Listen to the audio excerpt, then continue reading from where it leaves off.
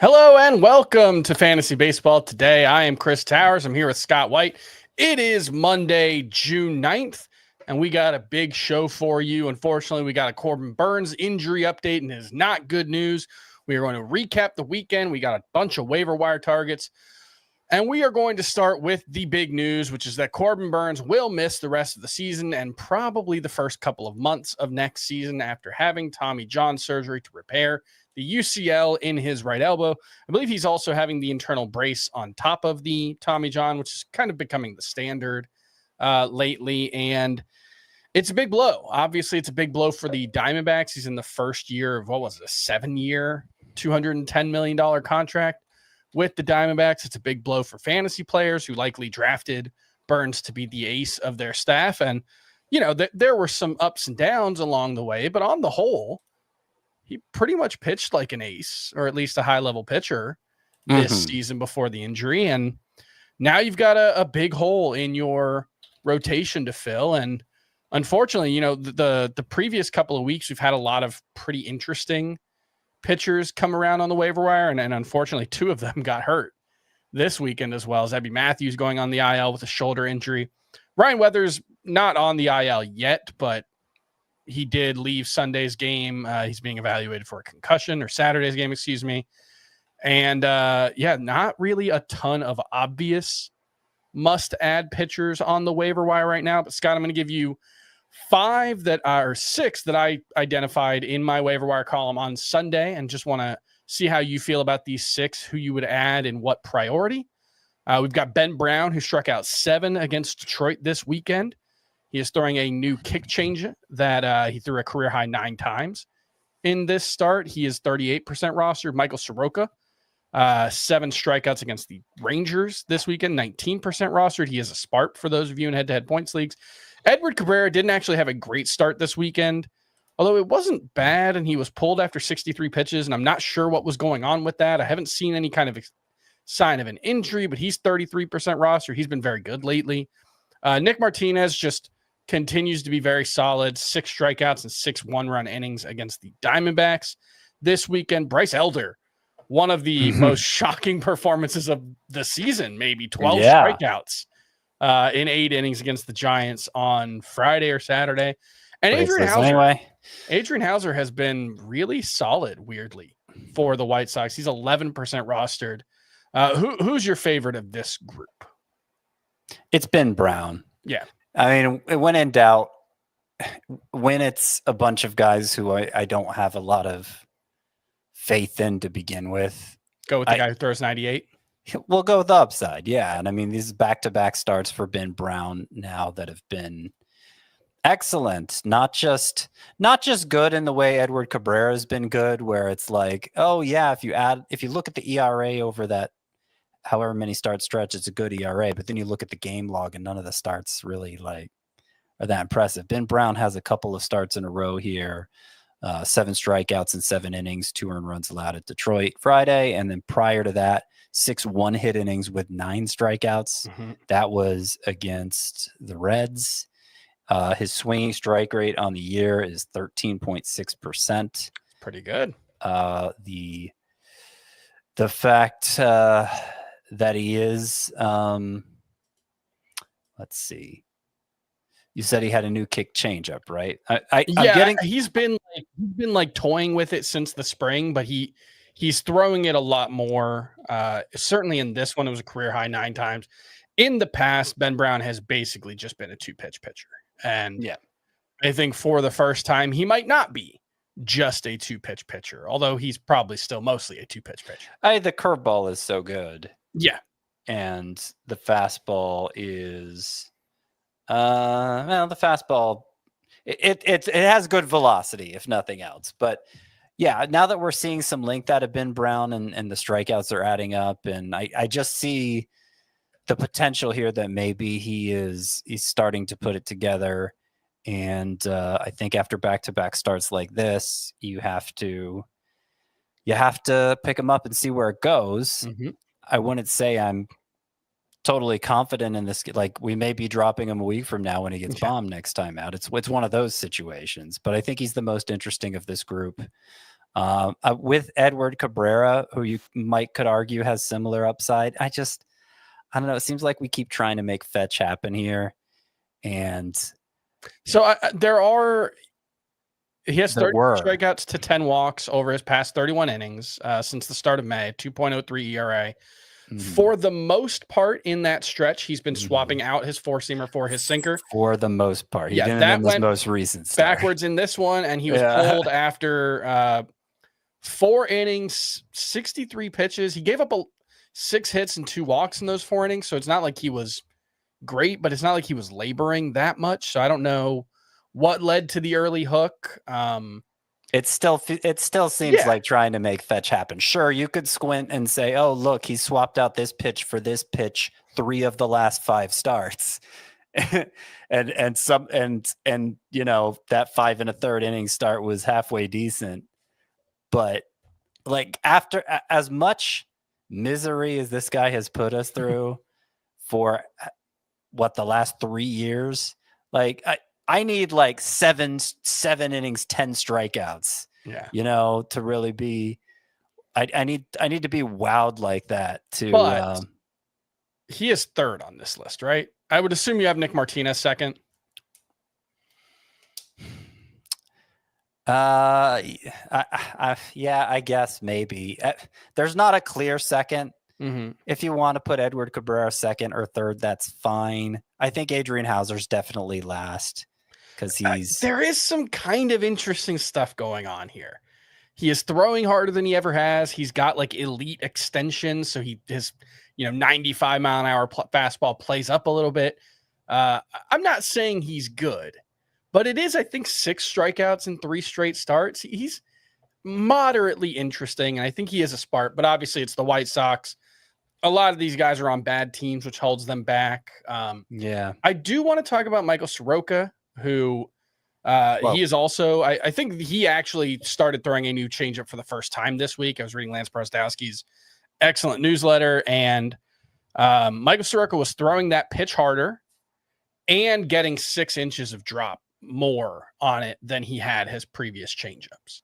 And he threw it like 38% of the time against lefties. Lefties have been a problem for him this season. He's a 4-seamer slurve guy, and he's been much better against righties. So like, if that can help neutralize the platoon advantage, maybe there's something there with Soroka, who actually does have decent underlying numbers, but yeah, it's not the most exciting group. For week 12, it might be Bryce Elder, who at least gets the Rockies this week. I don't think he's good. I think this is one of like the biggest outlier performances of the season. He had 12 strikeouts in 8 innings, 3 hits, 1 earned run against the Giants over the weekend, no walks. I have no idea how he's doing that. He's been pretty good over the past like month. I don't think it's real, but he gets the Rockies in Atlanta this week. Yeah. And look, he's not on my 10 sleeper pitchers for this week. That is a good matchup, and I could see using him if you know, some over some of these others. But yeah, probably the best over the others just because of the matchup for this week. But yeah, Elder's been around a while, and we know he's not a strikeout guy, and I don't see anything really that he did differently. I mean, obviously the slider played well in this one. It got a ton of whiffs. It was a little more horizontal, a little less vertical than usual. Yeah. But an isolated start like this, I don't want to read too much into anything, you know? And sinker slider is a tough profile to make work. You're going to have big platoon splits. I know Nick Pollock over at Pitcher List, he wrote something today where he compared him to Brady Singer. And like Brady Singer's been a useful pitcher at times, and I think that's probably like the ceiling for Bryce Elder. So not a particularly exciting pitcher, but unfortunately we're just at, the pitching waiver wire ebbs and flows over the course of the season. And right now we're on an ebb. Would that be the right way to use that analogy? The water's I'm not sure whether the ebb or the flow. When the ebb tide is when it's moving out. I don't know. Either way, it's not a great time on the waiver wire, unfortunately. There's a lot of like like Davis Martin is not totally uninteresting. Chad Patrick. We'll talk about some of these other guys later in the show, but I think they're less interesting even than the pretty uninteresting guys we've talked about so far. So no obvious replacements for Corbin Burnes. So let's move on to the oh my goodness gracious players of the weekend. And Scott, you're up first.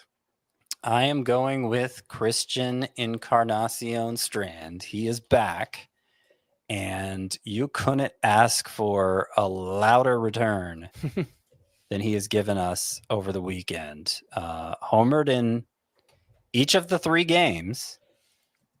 And not just that, but he has been hitting the snot out of the ball. Christian Encarnacion Strand has had 7 batted balls over the 3-day weekend, hit 103 miles per hour or harder. Woo!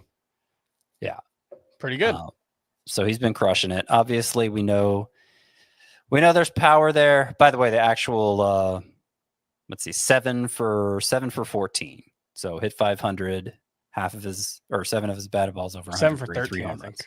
7 for 13. Oh yeah, you're right. Just 3. Yeah, 7 for 13. Had a walk-off double in there too. Big weekend.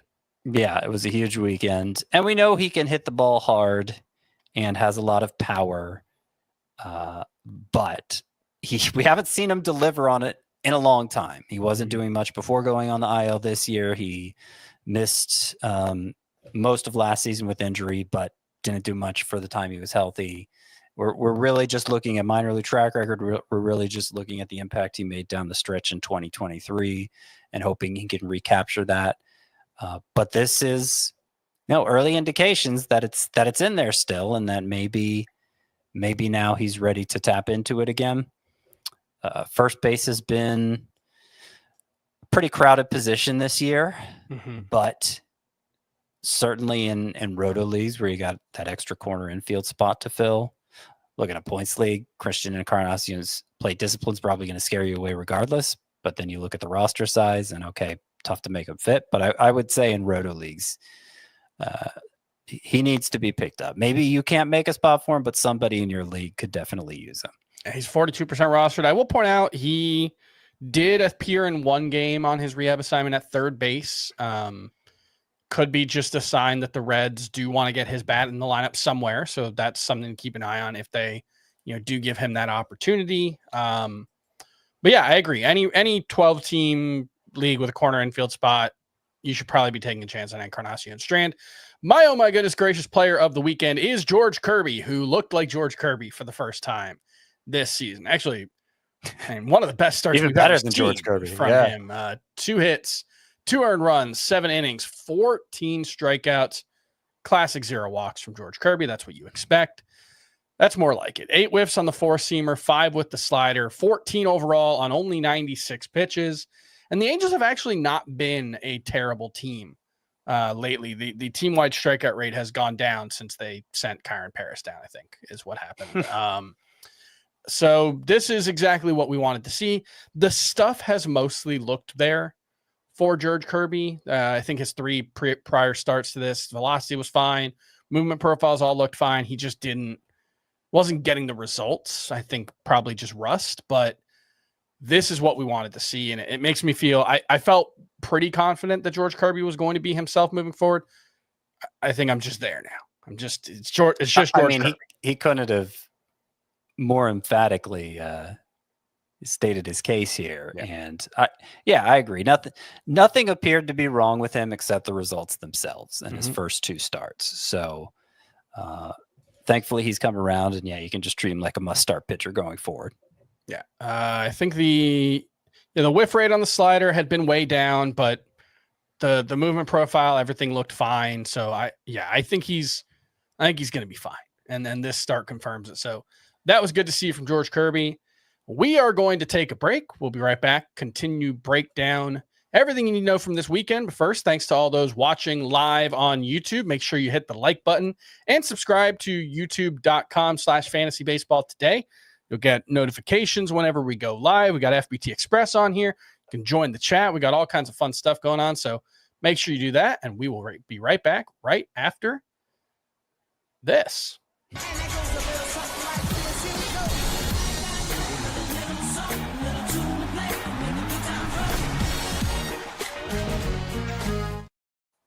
Welcome back to Fantasy Baseball Today. I am Chris Towers here with Scott White, and let's break down the news and notes that you need to know from this weekend. And we start with another big name going on the IL. This one's much less serious. Bryce Harper, placed on the 10-day IL with wrist inflammation. Doesn't sound like it's too serious, but he won't be available for the upcoming week at least. And the Phillies did recall Otto Kemp from AAA to take Bryce Harper's spot in the lineup.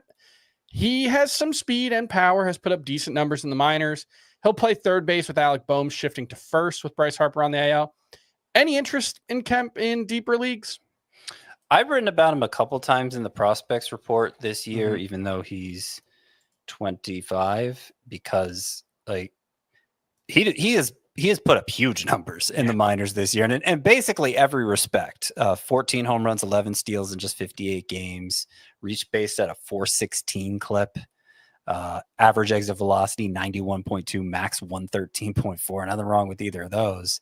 It's one of those. Gosh, why has Otto Kemp never been mentioned as a prospect before? Some zone contact issues, some chase issues, but they're both kind of mild, nothing egregious there. And he's he can play all over the field. And I think from what I read before is not a bad defender. So it seemed like Otto Kemp's time was coming. And I imagine, it might be a Tim Tawa situation where he starts for now and then sticks around as a utility player after that and doesn't end up having a huge fantasy impact, but kind of depends on how he performs. I think Otto Kemp's definitely interesting, and I did pick him up in a deep roto league. And the Phillies it's hard to say they're struggling, but right now things have not been great for the Phillies. They just got swept by the Pirates, which I don't think anybody expected was going to happen. So, there's a little discontent among the Phillies fan base that I've seen, and there could be a spot for him somewhere if he forces the issue. He has to force the issue. There's no guarantee of that. It's not especially likely necessarily, but it is a name to keep an eye on over the next week or so for the Phillies. He could replace Max Kepler in left. Yeah, that's the biggest one. Well he's played a little bit. He's played like 7 games in left field this season. It's a new position for him, but clearly the fact that they've played him out there suggests that's part of the thought process, I think. Ryan Weathers, we mentioned, they haven't announced whether he's going to miss his next start, but he is being evaluated for a concussion or being evaluated for a head injury. They didn't use the word concussion, so I don't want to put that out there. But before his start against the Rays on Saturday, throws his final warm-up pitch. Nick Fortes does what every catcher does and goes to throw down to second base. And Ryan Weathers is in the way, and he gets hit in the head. They checked him out. He stayed in the game. Velocity was down a couple miles per hour. He left after three innings. It was, I think, initially reported that he was being checked out for an arm injury, but the Marlins manager, Clayton McCullough, did confirm he's being evaluated for a head injury. There is the 7-day concussion IL, so we'll see what happens there. But this is one of those situations where he probably just shouldn't have been in the game at all, and they just didn't do a thorough enough check. So it's unfortunate that happened. Hopefully it doesn't end up being serious. Julio Rodriguez got x-rays on his ankle after being hit by a line drop. It looks like Ryan Weathers has cleared the concussion protocol. I don't know if that would... that seems like it would be a weird explanation for why his velocity was down so much, right? Or does it? I have no idea, honestly. I mean, who knows? Do we even know where the human brain is in the skull? Who knows these things? No, I genuinely have no idea. Watching him make his final warm-up tosses after he got hit. They had the pitch effects, not pitch effects. Jeez, I'm old. The StatCast on the broadcast. I was watching the game, and he was hitting 91 after throwing his warm-up pitches. So, obviously he wasn't going full tilt, but I was shocked they kept him in the game. Yeah. So I have no idea. Hopefully it's nothing. Hopefully it was just the effects of that, feeling dazed. I don't know, but that, we do have that explanation at least. Yeah. Be something to monitor for the next start if the velocity's back, because if not, then maybe there's something else going on there. Yeah, a lot of our excitement about Ryan Weathers has been because of the velocity being up. So yeah, that would be obviously the thing to keep an eye on. Moving on, Julio Rodriguez got x-rays on his ankle after being hit by a line drive while sliding into third base, which is just a freak injury, but he was fine. He got x-rays. They came back negative, and he was back in the lineup playing center field on Sunday. Shohei Ohtani will throw a live bullpen session Monday as he continues his very methodical return from elbow surgery. I'm still basically expecting nothing from him as a pitcher, but I imagine we will see him on the mound at some point. It's going to be very difficult for them to bring him back because he can't go on a rehab assignment. So I'm not exactly sure what the timetable is. Yuri Perez is starting for the Marlins on Monday, as we expected. Right back in your lineups. He's Scott's number 2 sleeper pitcher for week 12. He's been surpassed just behind Shane Smith. Yeah, because when we did the show Friday, remember Yuri Perez was number 1. But since then, Shane Smith has picked up 2 start status, and it is two favorable matchups against, I believe, the 2 Texas teams, neither of which rates well offensively, believe it or not. So Shane Smith has now leapfrogged Yuri Perez for the sleeper pitchers, but Perez is 2. And, that's obviously a gamble coming back from Tommy John surgery. It's not my fault he lines up for 2 starts, but I think because of the upside and the fact he was throwing at his usual velocity in the minors, it's a gamble worth taking in most leagues. I think you're hoping for 10 good innings, which you'll take in a 2-start week. Francisco Lindor went 3 for 5 with 2 doubles on Saturday at Colorado in his first start since breaking his pinky toe. So that's a good sign given that injury. Zebby Matthews, as we mentioned earlier, placed on the 15-day IL with a right shoulder sprain. Haven't really seen any details on what the expected timetable. I would guess it's at least until the end of June at the earliest that he'll be out. Jung-Hoo Lee missed Saturday and Sunday's games while dealing with back tightness. Are you starting him this week? Not if I can help it. Shea Langoliers sent to the IL with a strained oblique. Shota Imanaga, who's coming back from a hamstring injury, will make a rehab start Tuesday at the Arizona Complex League. He's been out since early May and will probably need several starts before he is ready to be activated. I think he threw 40 pitches in a bullpen session last week. So, probably at least another couple of weeks before we see Shota Imanaga, although the fact that it's a hamstring injury and not an arm is a good sign that hopefully it won't be a difficult return. Tyler O'Neill began a minor league rehab assignment this weekend and could be back this week for the Orioles. Things are going to get a little crowded there, but Ryan Mountcastle, his injury will require an 8 to 12 week IL stint. He's dealing with that hamstring injury, I believe. So 8 to 12 weeks is August or September. Yeah, that's could be the season basically for Ryan Mountcastle. So he's a very easy drop, but also this might be Kobe Mayo's only real shot to stick with the Orioles. He's not playing every single day, but he's going to get a shot now. Yeah, right, better take advantage. The Dodgers activated both Michael Kopech and Kirby Yates from the IL on Saturday, and interestingly, on Sunday, they went Kirby Yates in the 7th, Tanner Scott in the 8th, Michael Kopech in the 9th. It was a 4-run lead. It was not a save. Don't want to draw any major conclusions there. But Dave Roberts pretty notably did not say Tanner Scott is his closer the other day. So I think this one's kind of open. It's definitely open. You said it was 4-run lead, not a save situation. And I guess that was true for both the 8th and 9th innings. So they knew that when they brought in Tanner Scott in the 8th. Michael Kopech's velocity was down in his first appearance back. With relievers, they throw so few pitches in their appearance that I don't know that we want to make a huge thing of it in just one outing, but it was down 1.5 miles per hour. So we'll need to see that return to normal.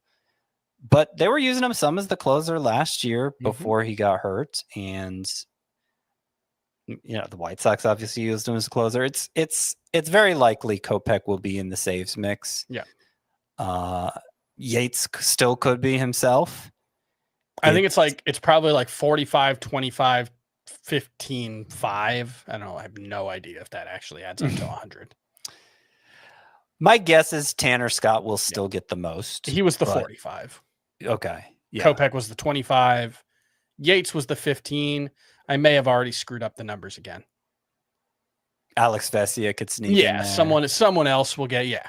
Yeah. And I don't know exactly. It's funny. This was kind of what we expected it to be when they signed Scott and Yates. Because remember, they signed those guys like back to back in like January or something. And our initial reaction was like, oh, this is going to be a mess. And then Scott got, I think, the first 2 saves or the first save. And everybody's like, oh, nope, Tanner Scott's the closer. Oh, it's not just that. I mean, Dave Roberts said Tanner Scott was the closer. Yeah. And then he seemed to follow through on it for a couple. Yeah, it's been messy for a while. It's getting messier. And I don't know that if Tanner Scott is an RP2, he's a low end RP2, I would say. I think that's probably right. Yes. Let me see.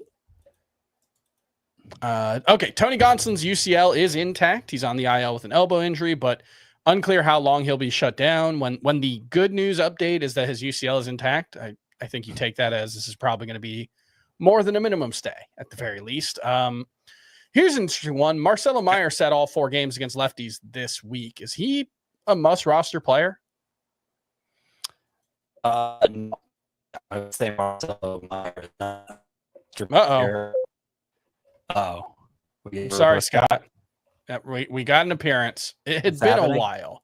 It had been a while. You sound okay now. Now it was a very brief appearance from Robo Scott after a long absence. He's just toe in the water. You can't keep him down. You can only hope to contain him. Marcelo Meyer is not must roster. I think initially, because you never know how a prospect call-up is going to perform, a high-end prospect call-up, there's a lot more urgency to add him and just see how it plays out. But he's kind of got to hit the ground running, I think, to sustain that enthusiasm. It fades quickly. Very quickly, the air comes out of the balloon, particularly when he's not playing regularly.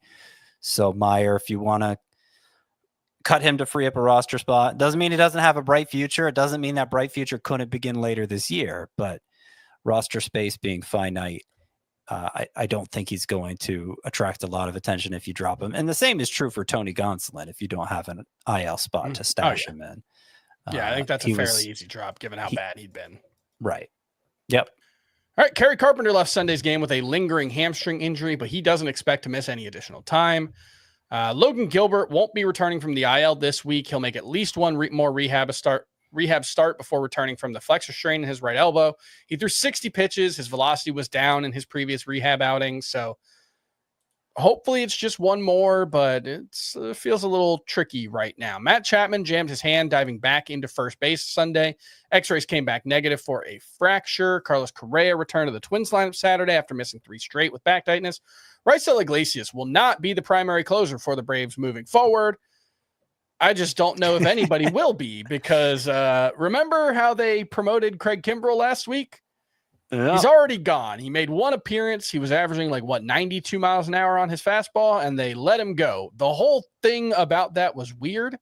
Re-signing a franchise legend, having him spend 2 months in the minors, and then having him make one appearance. Did he need a day on the roster to get his union card or something? How does I don't know. I heard or saw 3 different explanations from people who covered the Braves. Okay.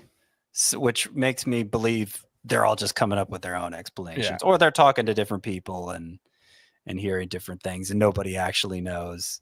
But one of the explanation was yes, it triggered a certain salary thing for him and was just kind of a courteous move on the Braves' part. Another explanation was, oh yeah, did you see he was only throwing 91 and a half? They decided he wasn't going to be any good for them. And the other explanation was they planned to keep him around, but the bullpen was so taxed they needed a multi-inning guy, and Kimbrel was the easiest one to let go. Anyway, that was probably boring to hear about. But the point was, it was weird, and there isn't a clear explanation for why it happened. But clearly, Kimbrel is not going to be entering the saves mix anytime soon. The guy who seemed to get the first shot to replace Raisel Iglesias 2 days in a row was Pierce Johnson. But the first of those days, working the 10th inning with the tie game, wild pitch to allow the winning run to score, took the loss. The next day, Two-run walk-off home run to match. Two-run walk-off home run with 2 runs in the 9th. Granted, this was a stretch of 3 consecutive games, the first of which was the Braves blowing a 6-run lead in the 9th inning. So just a brutal 3-game stretch for that team. But Pierce Johnson, the fact he failed as a closer 2 days in a row, I don't know that it's going to be him next time. It's obviously not going to be Kimbrel. Would they go back to Raisel Iglesias, Dylan Lee, the left-hander? Aniel De Los Santos, Aaron Bummer. It's a lot of bad options. Yeah. I think it'll be Raisel Iglesias before long. Yeah. I mean, if nobody else can... If nobody else proves to be any more reliable than he was, then that would make sense. I think Dylan Lee gets a shot first. I'm not totally ruling out Pierce Johnson again. I saw people who needed saves in deep leagues throwing low dollar amounts at both of them. Mm-hmm. But if in leagues where saves are scarce, I wouldn't be so quick to cut Iglesias either, because I'm not sure anybody else is any more reliable. Jorge Soler will undergo further testing on his groin, which he first heard on Wednesday, came back on Friday, but left Saturday's game, so that's concerning. Kyle Stowers missed 4 straight games with a sore hand. He was able to pinch hit and play in the outfield on Sunday, I believe, so hopefully he's okay. Jordan Westberg looks like he'll be back from his hamstring injury on Tuesday. That's a good sign for him, although, again, Orioles starting to get crowded again. Anthony Volpe missed Saturday's game after being hit by a pitch on the elbow on Friday, but he was back on Sunday, so hopefully he's okay. Josh Naylor returned to the lineup on Saturday. Gabriel Moreno missed Saturday and Sunday's game with a hand contusion, but I did notice the Diamondbacks sent their third catcher down after calling him back up, so I assume Gabriel Moreno is good for this week. Jordan Walker has been able to hit and lift weights in recent days as he comes back from that wrist injury, but he will require a minor league rehab assignment, which feels as much about giving him some low-pressure reps as anything else, given that the injury doesn't sound too serious. Reese Olson threw a bullpen session on Saturday without incorporating his changeup, something he will try to do in his next session as he works his way back from that finger injury. After that, we should get an update on what the next step is. Hopefully it won't be more than 1 or 2 rehab starts. The Blue Jays recalled Spencer Turnbull from AAA Buffalo with the expectation that he's going to start on Wednesday. He has a 7.13 ERA and a 181 whip at AAA, so no, we are not interested. And the Angels acquired Lamont Wade from the Giants for a player to be named later or cash considerations. Don't expect Lamont Wade to matter much for fantasy this season, although he was solid in previous years, so maybe there's something left there. This is what the Angels do. They get guys who were interesting in the past and hope they can find something. Usually doesn't work out. And with that, we are going to take one more break, and we'll be right back right after this. 2 scoring sensations square off. Temwa Shawinga and the first place Current battle Esther Gonzalez and Gotham FC next Saturday on CBS. Welcome back to Fantasy Baseball. Today, we are recapping the weekend, getting you ready for Week 12, and I'm just going to go ahead and put it out there. We're going over an hour today. It's probably going to push like an hour 15 because we have barely gotten into weekend performances, and Scott, there are people who need pitchers. There are pitchers available. Are any of these pitchers actually worth adding? Let's go through part 2 and 3 of the waiver wire starting pitchers. We got Chad Patrick, who had another great start. 6 innings, 4 hits, 1 earned run, 3 walks, 6 strikeouts. He has a 3.64 xERA and a 2.84 actual ERA. Do you have any real sense of how he's getting it done? It's a little Andrew Abbott-y. Extreme fly ball pitcher that generates a lot of extreme fly balls, if that makes sense. Sure. Fly balls that are hit at an extreme angle. Yeah. So It seems like home runs are going to catch up to him eventually.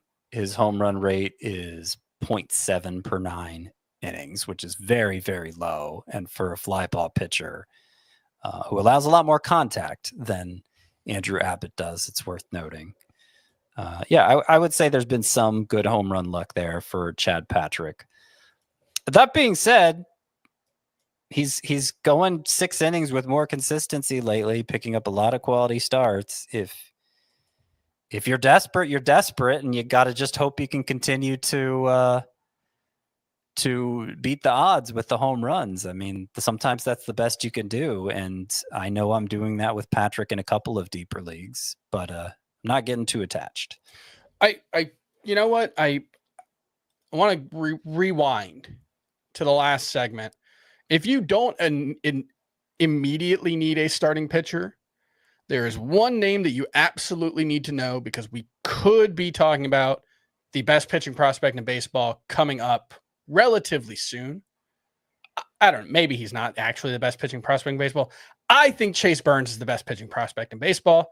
He has been utterly dominant. I think he was the number 2 pick in last year's draft. He has a 1.68 ERA, and he was promoted to AAA on Sunday. Just throwing that out there. If you don't actually need someone right now and you're just looking to stash someone, now that he's at AAA, it could just be, I mean, what if he goes out and strikes out like 17 in his next 2 starts and the Reds are just like, get him up? Who cares? Yeah. He I don't know if it was on the show or something I wrote, but I said, if you're actually looking for someone to be this year's Paul Skeens, I think Chase Burnes might actually be the best choice. He's just unbelievably talented. Yeah, I think he has. We didn't see him pitch at all last year after he was drafted 2nd overall, right, by the Reds? Yep. So that kind of, I think that kind of restrained some of the rankings for him. But I think the consensus now, having seen him pitch and dominate AA like he did, is that he's the best. 36% strikeout rate. Yeah. Yeah. So it could happen this year. I mean, obviously Paul Skeens came up the year after he was drafted. Yeah. Yeah. So that's a name to keep in mind. If you don't, like, we've talked a lot about some pretty boring pitchers. He could potentially be not at all boring. He could be really, really exciting. Chase Burnes, repeat the name. Yes. Repeat the name. Chase Burnes, Cincinnati Reds pitching prospect. Some other much less exciting pitchers, at least now. Clayton Kershaw, he was pretty exciting at one point, and he was very good on Sunday. 1 earned run, 7 strikeouts, 5 innings, 6 hits, no walks, 9 whiffs on his slider. It was his first good start of the season. 52% roster rate is still way too high, right? Who are we talking about? Clayton Kershaw. Okay, yeah, it's too high. Yeah, I'm not even won over by this start. It was his best start. It equaled his longest start, 5 innings. Yeah. But he doesn't throw as hard as he did even just last year. The velocity's way down. The slider, it's a good slider, and it'll give whiff sometimes, but I don't think you want to stake your season on that. Zach Littell had another good start against the Marlins. He has a 2.83 ERA over the last 10 starts.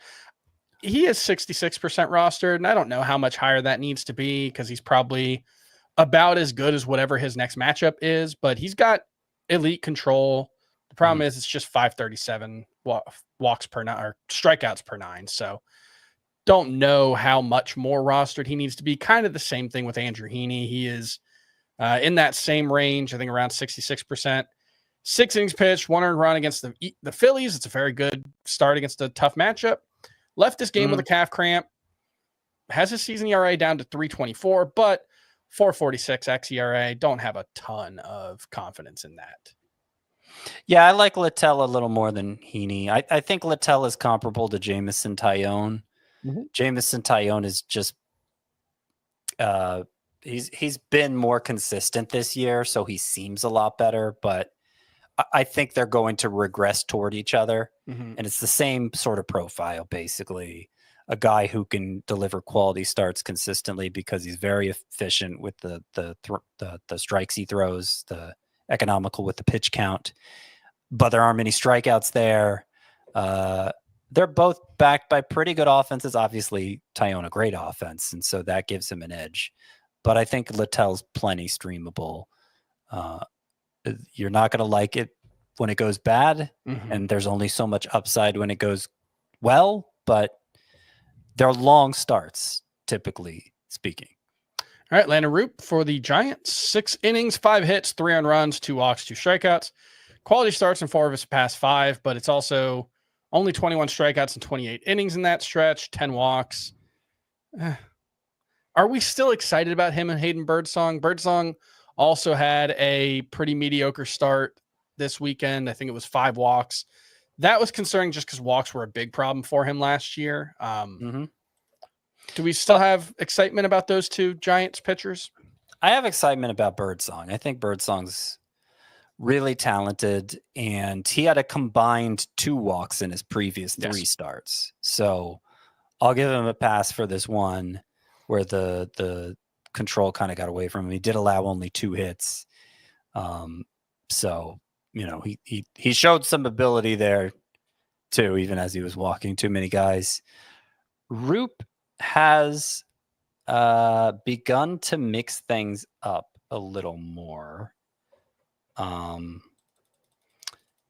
So hasn't been relying as much on that curveball. And I know the results have improved as a result. For as good as that curveball is, it just seems like it's really hard to throw a curveball 50% of the time. Especially he's got a big looping slow curveball. That's going to be a tough pitch to command.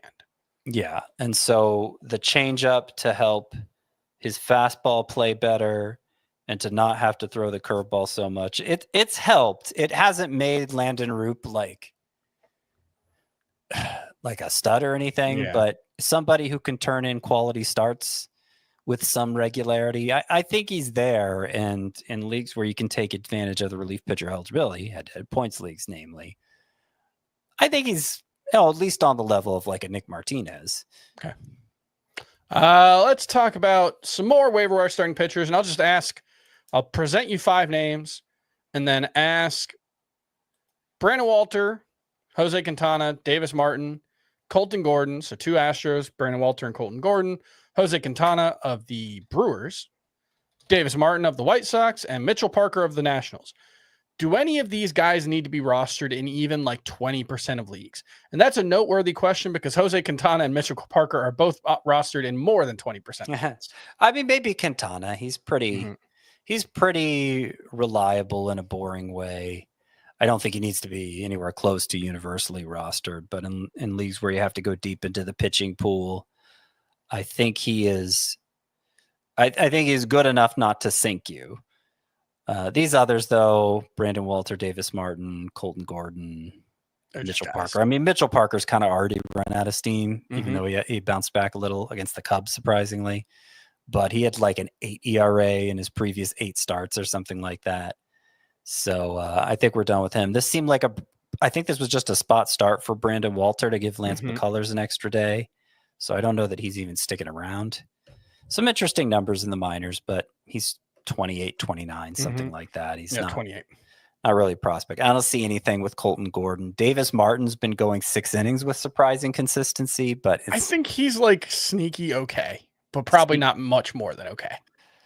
And when you're on the White Sox and you're just okay, it's why bother? It's my feeling. All right, let's fire up the drop-o-meter for this next handful of pitchers. Bryce Miller, just another bad start. 5 earned runs, 5 innings. And look, we know he's pitching through bone spurs in his elbow. Velocity has looked okay, but it's down about a half mile an hour across the board. Fastball's just been getting crushed. He has 4 strikeouts in 9 innings since returning from the IL. Do we need to roster Bryce Miller? What's the drop-o-meter on him? Just knowing that he's hurt. Well, I haven't dropped him in any of the few leagues where I have him. I think they tend to be, I think they're all on the deeper side, though. I'm going to give him about like a 6 on the drop-o-meter, I think. Is that too high? Should I go 5? I was inclined to go like 8. Oh, you're all the way. Just because we know he's hurt. Just because we know he's pitching through an injury that, like, if he keeps struggling like this, I just don't know how long they can keep him in the majors or even just have the surgery. It seems like a scenario where he's going to have surgery at some point anyway. And so I just have a hard time seeing how this gets better when we know he's pitching through something. Yeah, I mean, people have pitched well through bone spurs before, and the velocity's he's down about half a mile per hour. Yeah, it's mostly there though. It's probably the cause of his struggles. Don't get me wrong, but I just, would I rather hold on to Bryce Miller or pick up Chad Patrick? Unless I needed to start somebody tomorrow.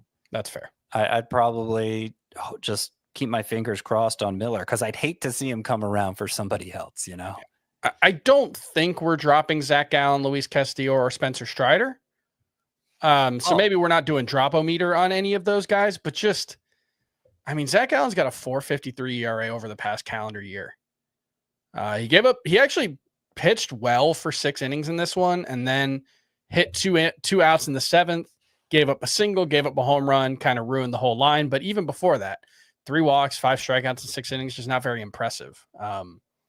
Where are you at on Zach Gallen? I did see improvements in his previous start. There was higher velo, there was more curveball and changeup, and I wondered if he was on to something. But he gave all of that back in this start, and the results were terrible. So he's...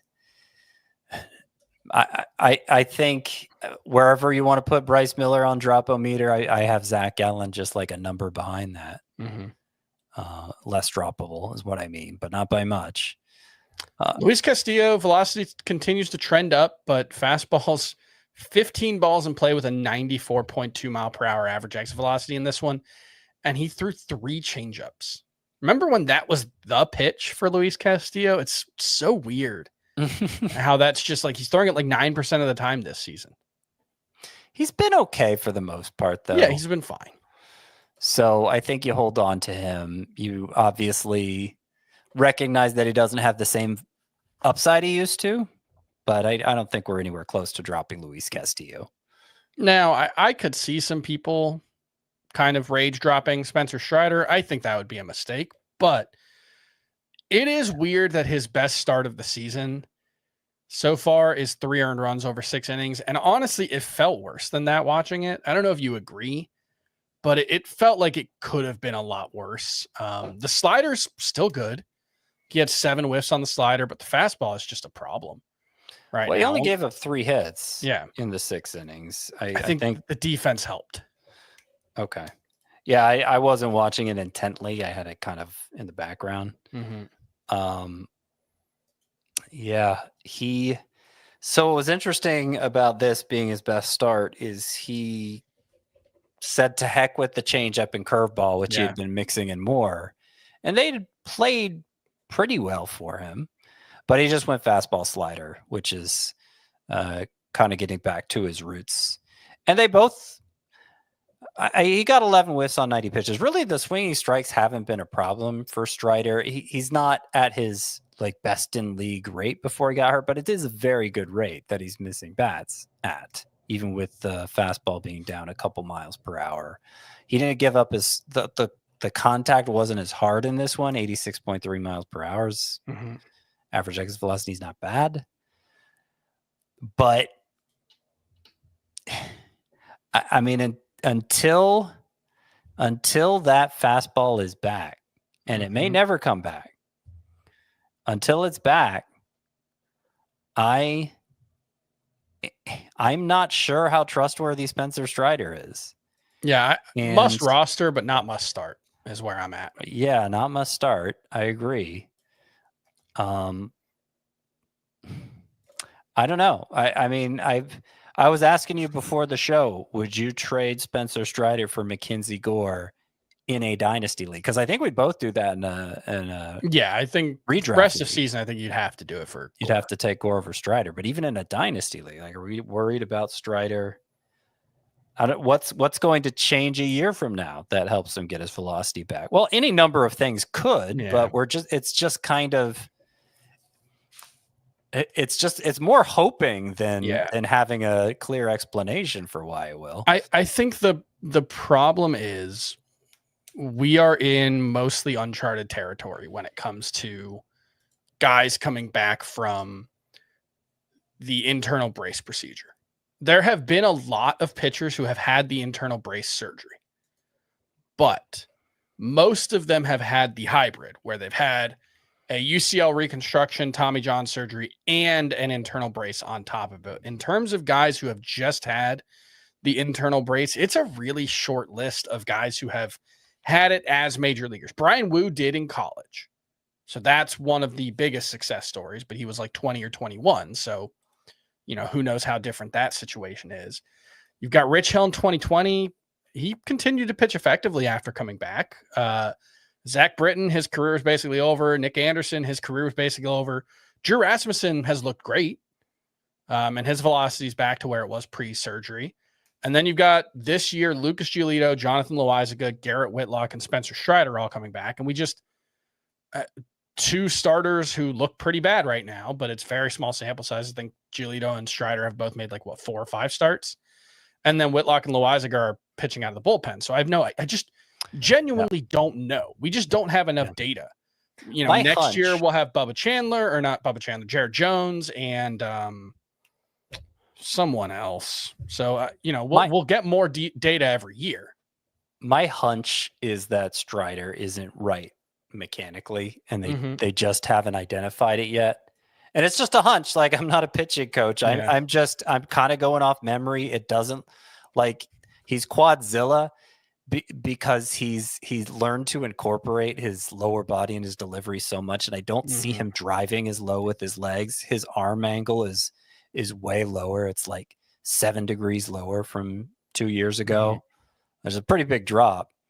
And that might coincide with not getting as low on the mound. So that's my hunch. That's what I'm kind of clinging to, but I have nothing to back that up than just kind of my own observations. And I don't trust those enough to say Strider's going to be fine. Walker Buehler is still 73% roster. Just get this guy out of here. 5 earned runs in 2 innings. He's got a 5.18 ERA, a 4.77 xERA, 5.29 FIP. It is fine to drop Walker Buehler. It's been a long time since Walker Buehler was good. 2022 was the last time he was a must-start pitcher. Taj Bradley. Someone asked me, someone on Blue Sky was like, "Oh, Taj Bradley, if we can't trust him against the Marlins, how?" And it's I think that's the wrong way to think about Taj Bradley. I don't think matchups matter for Taj Bradley. I don't think Taj Bradley's opponent is not the guys in the batter's box. Taj Bradley's opponent is Taj Bradley. I think there's just no rhyme or reason to when he's good and when he's bad. He's just frustrating because he's so volatile and so inconsistent. And I just, the stuff metrics have taken a step back for Bradley this year. He's continued to struggle. There will be big starts. I just don't think I want to chase them anymore with Taj Bradley. I'm not saying he can't be rostered, but I really don't have a lot of interest in Taj Bradley. Agree. Tomoyuki Sagano, man, even when he doesn't pitch well, I still look at the line and it's how was this not worse? He gave up 3 runs in 4 1/3 innings, which is not good, but it was 8 hits and only 2 strikeouts. It feels like it should have been worse. Maybe there's something magical about Tomoyuki Sagano, but he has a 4.60 xERA. I think he's just a streamer. At Sacramento, you should probably not have been starting him anyway. And then this is the problem with the hot hand. From May 3rd until his previous start, Ryan Yarbrough had a 2.08 ERA. That was awesome. It was so much fun. Ryan Yarbrough, new changeup. He's pitching great. Yankees figured something out. And then he gives up 8 runs in 4 innings against the Red Sox this weekend. And all of a sudden he has a 4.20 ERA since the start of May. He just completely undid whatever positive he did before this start. This is the problem with, he's hot. Just go until it doesn't work out. Sometimes it doesn't work out and it undoes. Undoes the good Underoos. stuff. You know what? I've got my niece, they're 9 and 7, visiting this weekend. I think it's just completely ruined my vocabulary and syntax. That'll happen. I was going to make a point, and now I don't remember what it was. Oh yeah. Riding the hot hand. I like it more for hitters. Yeah. And I like it more for points leagues. Yes, agree. head-to-head points league specifically, because you have to be very, very. It's why I have a whole separate tier in my 2-star pitcher rankings for head-to-head pitchers versus roto, because in roto leagues you have to be very, very careful who you entrust, which pitcher you entrust a spot to, because one ugly line like this from Yarbrough can mess up weeks and weeks of work. All right, let's talk about some waiver wire hitters. Kyle Teal started all 3 games this weekend. That's a great sign. One of them was at DH. Henry Davis hit 3 home runs this weekend. The Pirates have both Endy Rodriguez and Joey Bart on the IL. So Henry Davis, cheap power from your number 2 catcher spot if you need it. Jack Caglione, 4 hits on Sunday. Good sign for him. Jeff McNeil, kind of been good this year. 888 OPS for the season. And Scott, you will love this. Huge increase in his pulled air rate. I think it's up to like 27%. The bat speed from the second half of last season still up, and it seems to have primarily impacted his ability to pull the ball. I don't know. Jeff McNeil might be something here. Yeah, I mean, it looks a lot better after a 2-homer game. Yeah, and I think he had a homer on Saturday as well. The playing time has been tricky because Brett Beatty is fighting for more. Ronnie Mauricio, who came up, he's played a little DH even. Yeah, and he's up because Mark Vientos is on the IL. But if Mauricio shows he needs to stick around when Vientos comes back, then I don't know. That's going to make things even tighter. Mauricio had a 456-foot home run on Saturday, hit 110.3 miles per hour. He had a stolen base on Sunday, going 2 for 3 with 2 walks. Walking's not something he does, but stealing bases, hitting the ball very hard. Remember when he came up in 2023, I believe it was, the end of the year, during that short time he was up, Ronnie Mauricio had the Mets' hardest hit ball of the season. I think it was his first appearance, his first plate Something appearance. like that, yeah. The hardest hit ball for the Mets all season, harder than any Pete Alonso hit. There are plate discipline issues, but a lot of raw talent here for Mauricio, and he seems like he's getting some run while he's healthy. So I like the talent of Beatty and Mauricio more than McNeil. I think I don't know that any of these guys are bothering with him in a head-to-head league because you just don't have to go that deep into the hitter pool. But I think I think I'm gambling, particularly if it's for a bench spot and I'm betting on upside. I think I'm gambling on Mauricio or Beatty over McNeil. All right, we talked a little bit about Ryan Ritter on Friday's podcast. He did get called up. They placed Ezekiel Tovar on the IL with an oblique injury. Ritter should get a bunch of playing time with Tovar out, and across 140 games between AA and AAA the last 2 seasons, he has 23 homers and 20 steals. So just an interesting name to know in your deeper categories leagues. Matt Wallner, since coming back from the IL, is doing the Matt Wallner thing. He's got 3 homers in 7 games, a 391 OBP, and a 222 batting average. That is the Matt Wallner experience right there. Joe Adell has been pretty good lately. 6 homers over his past 15 games, cut his strikeout rate to a career low 23%. 277 expected batting average. He's always underperformed his expected batting average, but if he can be like a 250 hitter, I think Joe Adell matters in some 5 outfielder leagues, right? Yeah, I added him to the sleeper hitters list for this week, with the Angels having the second best hitter matchups and Kyle Stowers not being available with a hand issue, needed a replacement. Joe Adell, with as hot as he's been. And yeah, I was surprised at how good those expected stats are. 265, 502 slug. Maybe he's not going to reach those because he's shown himself to be somebody who underperforms his expected stats. But the pull air rate is good. The strikeout rate is much lower than in the past. I think Joe Adell deserves better than he's gotten so far. I agree. And that's part of the reason why, with his full season stats being so bad, maybe you already missed out on this hot streak and shouldn't gamble on him now. But I just think I think better days are ahead. I think there's more correction to come looking at those underlying numbers for Joe Adell. I agree. Mike Tauchman is 8% rostered. He started 14 of 15 games, hitting 278 with a 394 OBP and a 119 run pace in that span. He's basically hitting leadoff or second for the White Sox. This is deep league stuff, but Mike Tauchman's always been decent. Usually just a platoon bat, but he's a useful guy in deeper leagues. So that's a name to know. And then some other hitters to highlight. Pete Alonso, he's going to be opting out of that contract at the end of this year, I think, because he is having his best season ever. He's not going for the franchise record. I mean, I think he only needs like 6 more home runs to set the franchise record. Got to overtake Darryl Strawberry. Yeah, I think he's very close. It's he just very moved close. into second place best David Wright. Yeah, he has a 990 OPS. He has a 301 batting average and is actually underperforming his expected stats. Pete Alonso's average exit velocity, 95 miles per hour. Barrel rate is 20%. Strikeout rate's down to 21%. Basically, career best numbers in every possible regard.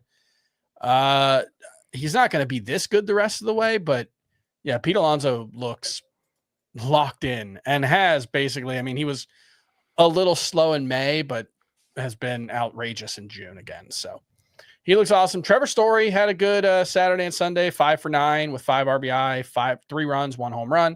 That's mostly notable because just we kind of want Trevor Story to just get out of the way more than anything, I think, at this point.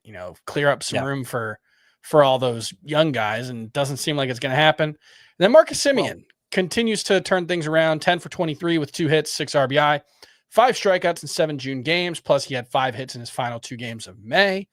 So that's a good sign. Scott, you seem like you wanted to say something about Trevor Story. Yeah, I mean, the only one who hasn't come up is Roman Anthony, who, by the way, hit a 497-foot grand slam, 115 miles per hour. 497 foot, I think I saw that would have been the 5th longest home run in StatCast history. That sounds right, yeah. At the major league level. You remember before StatCast when we thought like 500-foot home runs happened like with somewhat regular occurrences, and turns out no, it's like once every 3 years. And he was right there, 3 feet away, Roman Anthony. So they really, really like the easiest answer would be to stick Cedar Rafael at shortstop, but they just don't seem to want to do that. I think it's a defensive hit at 2 positions that they're taking, because he's okay at shortstop. He's great in center field, and they just don't want to do that. I think if Trevor Story is bad enough, long enough, they'll eventually relent. And he had been terrible for well over a month. 37 games prior to him going 5 for 9 this Saturday and Sunday. 37 games prior, 142 batting average with a 34% K rate. So he was close to, I think, slumping his way out of the lineup, and maybe for Anthony's benefit, but this weekend buys him a little more time. Trevor Story, I think. All right, let's move on to some pitching leftovers. Like I said, we're going to go over the hour, but let's we got to move fast. There's a lot to get to still. Aces being aces, and just the Pirates beat the Phillies with Paul Skeens on the mound, and so you figure, Paul Skeens must have gotten a win, right? Well, no, because he made it through 7 2/3 innings, and they took the lead in the 8th inning. He has 1 win since the start of May. In that time, he has a 1.18 ERA, 51 strikeouts, and 48 1/3 innings, and he has 1 win. This is just dumb. This is like, I'm not a kill the wins guy. I think you should just play fantasy baseball however you think is the most fun. But it is dumb that Paul Skeens has 1 win in the last month and a half. That's all. Garrett Crochet, 9 strikeouts. Actually give up 5 earned runs against the Yankees. This is interesting. His extension was closer to where it was last season. That's been down all year. He's not releasing the ball quite as close to home plate. The whole arsenal looks deeper generally. Just what do you think? Do you have any concerns about Garrett Crochet just as the innings pile up? Just because he hasn't pitched into July competitively, Yeah, they're low concerns. He's been so Mhm. good Yeah. this year that I don't think when you get a true ace like this, and second straight year of him being a true ace, obviously it was only for half last year. That was a decision thing from the White Sox. Yeah. It didn't It's have not like he anything to do lost with it. Crochet's performance. Yeah. Yeah, he's my number 4 SP, and I think it's a pretty clear top 4.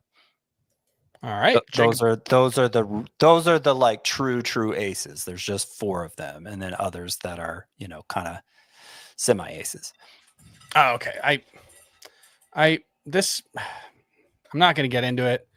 I update my rankings by uploading a spreadsheet, and then it always puts Shohei Ohtani at the top, and I need to remember to remove him because he is technically SP eligible, and it slots them in their overall ranking, and we don't need to get into it. Jacob deGrom, 8 strikeouts over 7 innings against the Nationals, 2.12 ERA for the season. He had just 4 strikeouts in his previous 2 starts, so it was good to see him getting back to being a strikeout pitcher. As long as he's healthy, he's an ace. He's not like Jacob DeGoat anymore, but he's still one of the best pitchers in baseball. Christopher Sanchez, it was good to see only 2 walks. Great matchup, obviously. But only 2 walks against the Pirates, 2 earned runs, 9 strikeouts over 7 innings. Is he a top 24 starting pitcher for you? DeGrom?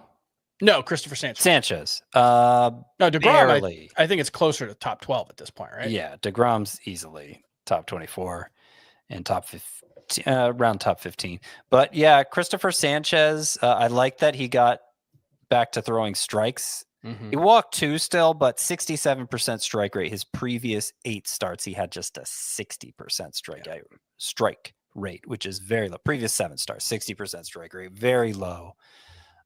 So that was encouraging. Obviously, just 1 start against the Pirates. I have Sanchez 28th currently, so outside of my top 24, but not by much. And a couple of injured guys are ahead of him. All right. And then Jack Flaherty, 6 innings, 9 strikeouts, 3 walks, 29 strikeouts to 8 walks over a 4-start quality start streak. Slider's still not really there, but he did get 8 whiffs on 16 swings with the knuckle curve. Whiff rate on that pitch is almost 50% this season. It's been bonkers. So I still have a lot of confidence in Jack Flaherty, even if he's not quite where he was last year. He has been his last 3 starts. Yeah, 8 hits in 18 innings over the last 3 starts. All right. And then just real quick, because we are up against it, where are we at on Tanner Bybee? Good start here against Houston. Obviously, that's a pretty good matchup right now. Leading with his sweeper lately, he had 6 strikeouts and 6 1/3 innings.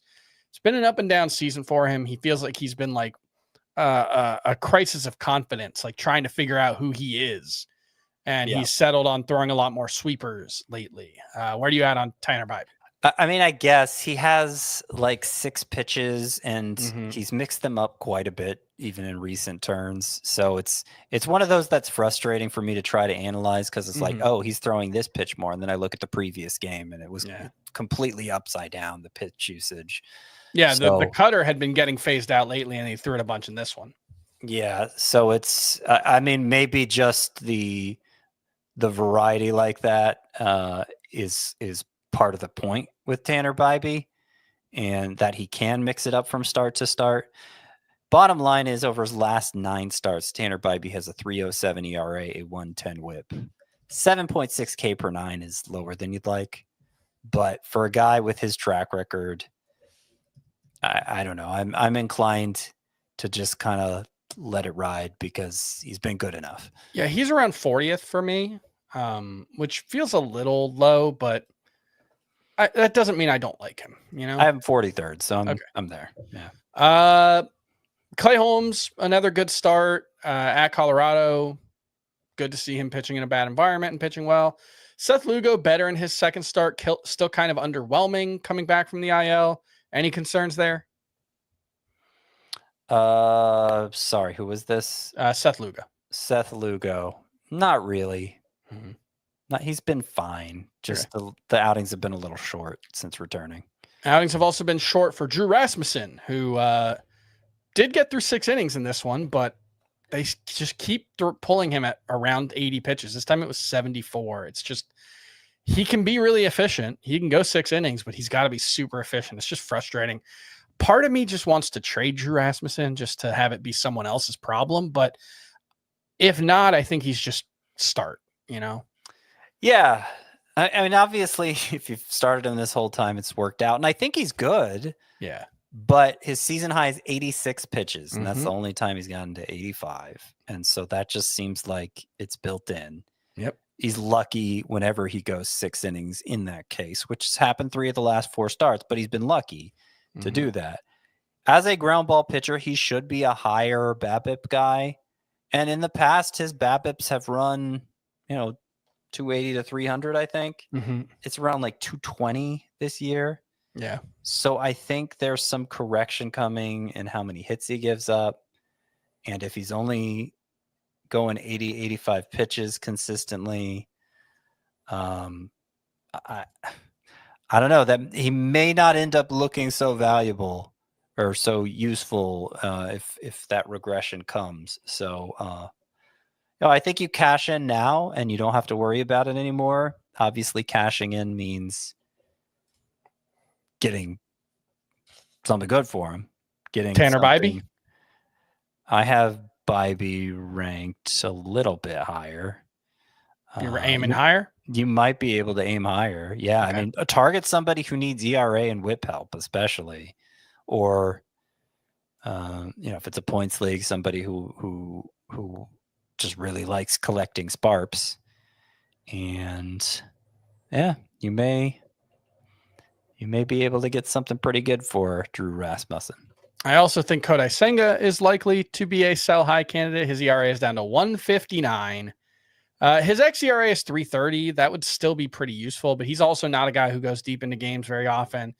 Strikeout rate has been a little disappointing this season, so I think Kodai Senga is a sell high candidate. I always think it's funny to talk about Tomoyuki Sagano has been like 70% rostered lately, if not higher. And Noah Cameron, I think, is up to like 50 to 60% now. And then you have like Chris Paddock, who's like 37% rostered, who's basically been every bit as good as those guys, except he had 2 bad starts at the beginning of the season. He has a 2.25 ERA over his past 11 starts, Chris Paddock does. I'm not saying Chris Paddock needs to be much more widely rostered than he is. I just don't think he's significantly worse than Sagano or Cameron or those types of guys. Ryan Yarbrough. It's like that first start just left a bad taste in everybody's mouth, and they haven't been willing to touch Paddock since. And I don't think he's that good. Yeah, his ERA hasn't been pretty. So yeah, it's been pretty since the first start. Yes. But yeah, that first start kind of skewed it. He's usable. Aces not being aces, but I don't think we have any concerns. Joe Ryan gave up. It was only 2 earned runs, but it was 3 walks, 4 hits against the Blue Jays. 4-seamer was awesome. Everything else was terrible. He had a 15% CSW rate on the rest of his pitches. That's really bad. And then Carlos Rodon gave up 5 earned runs over 5 innings against the Red Sox on Sunday. He's earned the benefit of the doubt for a bad start, right? I would say so, though. It's funny that we were just as soon as we were noticing that Carlos Rodon has been, the top pitcher in fantasy heading into the weekend. Then he goes and has a stinker like this. It seemed like he didn't have his changeup in this one. Mm-hmm. So if that becomes a recurring issue, that would be bad for Carlos Rodon, but there's no reason to believe it will. All right. And then call to the bullpen. We talked about the Braves. We talked about the Dodgers. Tony Santillan got the save for the Reds on Sunday. Emilio Pagan had pitched on Friday, not on Saturday. Seemed like he should have been available. I have no idea what was going on there. He threw only 11 pitches in that game too. So yeah, that was. I've been saying all along, I think Santillan is their best reliever, and that Pagan's home run problems will eventually cause them to switch there. But Pagan's it hasn't really last couple outings have been fine. There had been a rough stretch in May. But he kind of had already gotten out of that. Yeah. It seemed like they were sticking with him. So I don't know. I don't know what happened there. All right. For the Phillies, pitching in a tie game, Jordan Romano gave up 3 hits and a run to cost the Phillies the loss. Like I said earlier, they were swept by the Pirates. That's a tough look.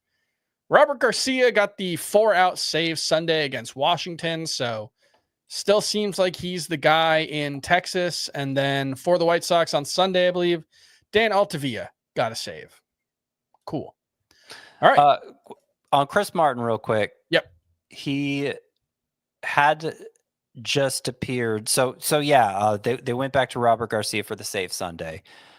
Chris Martin had just come off the IL the day before, Saturday, appeared in the 9th inning with a 5-run lead, perfect inning, got a strikeout. It stands to reason they want to use him on back-to-back days fresh off the IL. It seemed like sort of a closer spot is my point. It wasn't a save situation, but it was only a 5-run lead. It was the 9th inning. I was adding Chris Martin in leagues where saves are scarce. I think he's better than Robert Garcia. I think he's better, yeah. So I don't know. We'll see. Robert Garcia's been pretty shaky lately. Yep. And that I thought the usage for Martin Saturday was notable. All right, to stream or not to stream. Mike Burrows versus Miami, I think is okay. I don't hate Jeffrey Springs against the Angels, but I don't love it. I don't hate Luis Ortiz at home against the Reds. That's probably it on Monday, right? Yeah, I do have Springs as one of the higher ranked 2-start pitchers who might be available. I know we're doing a daily league thing here. But that first matchup at the Angels is not bad. And then he gets a matchup later in the week against the Royals, which is even better. There are some interesting names on Tuesday, but I don't know how many of them I actually want to start. We got Sawyer Gipson-Long at Baltimore. He missed a bunch of bats in his first start, but only went like 3 innings. Cade Povich has flashed some upside lately, but I don't really trust it. Slade Ciccone, good matchup. Reds on the road. Mick Abel, but it's a tough matchup against the Cubs. Wish it was anyone else. Yeah, Shane Smith, at Houston. That's Kyle Harrison's at one. Colorado. Jose Soriano is home versus the Athletics. I think Shane Smith at Houston and Jose Soriano versus the A's are probably my favorites here. Realistically, I'd only do Smith, I think. All right. That's going to do it for Fantasy Baseball today. We will be back tomorrow. Frank is back tomorrow, right? I mean, if anybody would know, it'd be you because you've been really doing his job for him. It's a lot of work. Well, I'm very excited for Frank to be back. We will see you tomorrow. Bye-bye.